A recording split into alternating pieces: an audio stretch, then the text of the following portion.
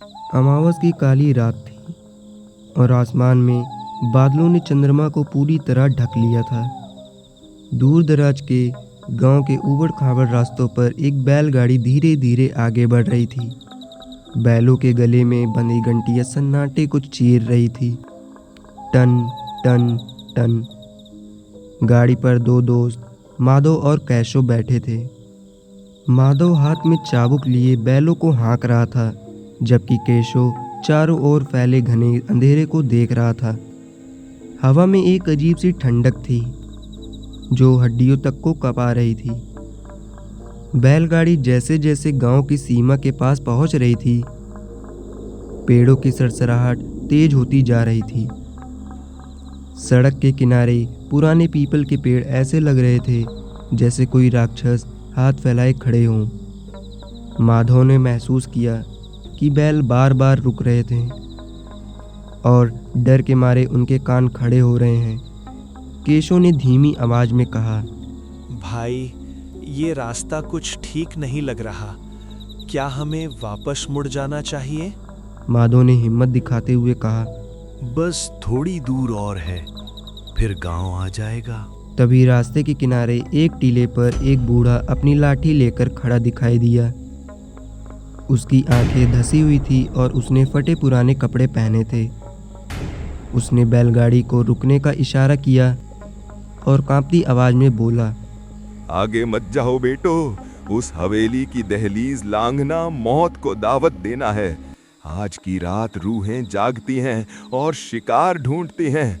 माधव ने हंसते हुए उसकी बात अनसुनी कर दी और बैलों को आगे बढ़ा दिया। बूढ़ा पीछे खड़ा उन्हें डरावनी नजरों से देखता रहा। करीब आधे कोस की दूरी तय करने के बाद झाड़ियों के पीछे से एक विशाल हवेली का ढांचा नजर आया। वह हवेली खंडहर हो चुकी थी, लेकिन उसका रौब अब भी डरावना था। उसकी दीवारों पर काली काई जमी थी और खिड़कियां टूटी हुई थी। अचानक बैलगाड़ी का पहिया एक पत्थर से टकराया और पूरी गाड़ी एक तरफ झुक गई। बैल पूरी तरह रंभाने लगे और वहीं बैठ गए। माधव और केशव नीचे उतरे, तभी उन्हें हवेली के भीतर से एक हल्की रोशनी दिखाई दी। सन्नाटे को चीरती हुई पायल की आवाज़ सुनाई दी, छन छन छन। वह आवाज़ हवेली के भीतर से नहीं, बल्कि ऐसा लग रहा था जैसे कोई उनके ठीक पीछे चल रहा हो। केशव ने मुड़कर देखा, लेकिन वहाँ केवल कोहरा था। अचानक हवेली का मुख्य दरवाज़ा, जो भारी लकड़ी और लोहे से बना था, अपने आप ची ची की आवाज़ के साथ खुल गया। ऐसा लगा जैसे कोई अदृश्य शक्ति उन्हें अंदर आने का न्योता दे रही हो। माधव की टॉर्च की रोशनी धुंध में खोती जा रही थी। माधव गाड़ी का पहिया ठीक करने के लिए औजार ढूंढने लगा। उसने केशव को बैल पकड़ने को कहा। कुछ ही क्षणों बाद जब माधव ने पीछे मुड़कर देखा तो वहाँ न बैल थे, ना ही केशव। माधव का दिल जोर से धड़कने लगा। उसने जोर जोर से केशव का नाम पुकारा, लेकिन बदले में केवल झाड़ियों से उल्लुओं के बोलने की आवाज़ आई। वह डरते डरते हवेली की सीढ़ियों की ओर बढ़ा, जहाँ केशव के पैरों के निशान दिख रहे थे। हवेली की दहलीज पर ताजे खून की कुछ बूंदें पड़ी थी। माधव ने कांपते हाथों से अपनी कुल्हाड़ी पकड़ी और अंदर कदम रखा। अंदर की हवा भारी और बदबूदार थी, जैसे कुछ सड़ रहा हो। दीवारों पर पुराने जमींदारों की तस्वीर टंगी थी, जिनकी आंखें उसे हर तरफ जाते हुए देख रही थी। अचानक एक खिड़की जोर से बंद हुई और पूरे हॉल में धुंध उड़ने लगी। माधव को महसूस हुआ कि कोई उसके गले के पीछे ठंडी सांसें छोड़ रहा है। हवेली के पीछे के आंगन में एक छोटा सा पारिवारिक शमशान बना हुआ था। वहाँ पुरानी कब्रें और जलती हुई लकड़ियों के ढेर थे। आग की लपटें बिना हवा के भी ऊंची उठ रही थी। माधव ने देखा जो पागलों की तरह मिट्टी खोद रहा था। उसकी नाखून टूट चुके थे और उंगलियों से खून बह रहा था। माधव ने उसे रोकने की कोशिश की, लेकिन केशव ने जो चेहरा ऊपर किया वह उसका नहीं था। केशव के चेहरे की जगह एक सड़ी हुई खोपड़ी थी, जिस पर मांस के कुछ लोथड़े लटके थे। वह केशव अचानक गायब हो गया और उसकी जगह एक ऊंची सफ़ेद लिबास वाली औरत खड़ी हो गई। उसकी आंखें पूरी तरह सफ़ेद थी और बाल ज़मीन को छू रहे थे। वह बिना पैर ज़मीन पर टिकाए हवा में तैर रही थी। उसने अपनी लंबी उंगलियों से माधव की ओर इशारा किया और एक भयानक चीख मारी। माधव डर के मारे लड़खड़ाकर पीछे की ओर गिरा और भागने लगा। भागते हुए माधव आंगन के एक पुराने कुएं के पास पहुंचा। कुएं के अंदर से पानी के छपक की आवाज़ आ रही थी। उसने नीचे झांका तो देखा कि असली केशव कुएं की दीवार पकड़कर लटका हुआ है और रो रहा है।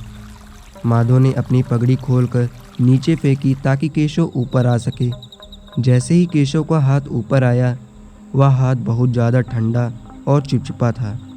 माधव ने पूरी ताकत लगाकर उसे ऊपर खींचा, लेकिन बाहर निकलने वाला इंसान केशव नहीं बल्कि एक कंकाल था।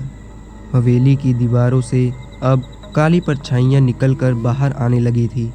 वे परछाइयाँ माधव को चारों तरफ से घेर रही थी। माधव ने माचिस जलाकर सूखी घास में आग लगा दी। आग की रोशनी में वे शायद थोड़े पीछे हटे, लेकिन उनकी फुसफुसाहट बढ़ती जा रही थी। वे सब कह रहे थे, तुम यहाँ से कभी नहीं जा पाओगे। माधव को समझ आ गया कि यह हवेली उसे कैद करना चाहती है। उसने अपनी कुल्हाड़ी से एक परछाई पर वार किया, जो धुएं की तरह बिखर गई।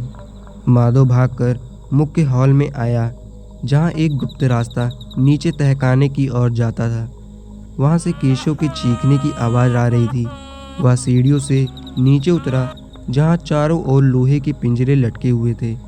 हर पिंजरे में इंसानी हड्डियाँ भरी थी। सबसे आखिरी पिंजरे में केशव बंधा हुआ था। उसकी आंखें डर से फटी हुई थी। जैसे ही माधव उसे खोलने बढ़ा, ऊपर की सीढ़ियाँ अपने आप गायब हो गई और वे दोनों नीचे उस अंधेरे काल कोठरी में फंस गए। तहखाने की दीवारों पर पुरानी तस्वीर अचानक हिलने लगी। तस्वीरों में मौजूद लोग बाहर निकलने लगे। वे सब गांव के पुराने लोग थे जो सालों पहले गायब हो गए थे। वे सब मिलकर एक अजीब सा नाच करने लगे और माधव व केशव की ओर बढ़ने लगे। उन सब के हाथों में नुकीले पत्थर और हड्डियां थी। माधव ने पास पड़ी एक मशाल उठाई और उन पर हमला किया। आग देखते ही वे सब चीखने लगे और उनकी आवाज़ें किसी जानवर जैसी लग रही थी। जैसे ही मशाल की आग बुझने लगी, तस्वीरों से निकले हुए साए और भी भयानक हो गए। केशव और माधव ने एक दूसरे का हाथ कसकर थाम लिया। अचानक पूरी हवेली में एक गूंजती हुई हंसी सुनाई दी और काल कोठरी की छत से भारी पत्थर गिरने लगे। अगले ही पल वहाँ केवल धूल और गहरा सन्नाटा छा गया। सुबह जब गांव के लोग वहाँ से गुजरे तो वहाँ न कोई हवेली थी और न ही कोई निशान। रास्ते के किनारे बस एक लवारिस बैलगाड़ी खड़ी थी, जिसके बैलों की घंटियाँ हवा के झोंके से आखिरी बार टन टन टन बोलकर शांत हो गई। माधव और केशव का फिर कभी कोई पता नहीं चला।